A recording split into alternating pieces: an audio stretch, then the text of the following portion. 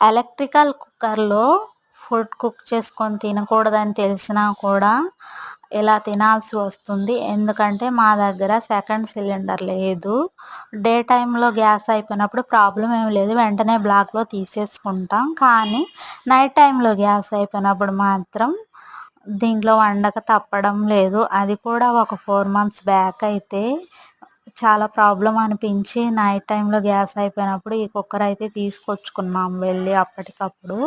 ఇంకా అప్పటినుంచి గ్యాస్ అయిపోయిన తర్వాత ఇప్పటికి 3 టైమ్స్ గ్యాస్ అయిపోయింది నైట్ టైమే. ఈ 3 టైమ్స్‌లో 2 టైమ్స్ అయితే గ్యాస్ అయిపోయినప్పుడే మా వారైతే చికెన్ తెచ్చారు. కానీ ఏ మాటకి ఆ మాటే ఈ కుక్కర్‌లో చికెన్ కర్రీ చాలా టేస్ట్‌గానే అనిపించింది. కానీ రైస్ అయితే నాకు అంతగా నచ్చలేదు. మీరెప్పుడైనా ఈ కుక్కర్‌లో తిన్నారా? కామెంట్ చేయండి. కానీ నౌఏడేస్‌లో చాలామంది ఈ కుక్కర్‌ని అయితే యూజ్ చేస్తున్నారు.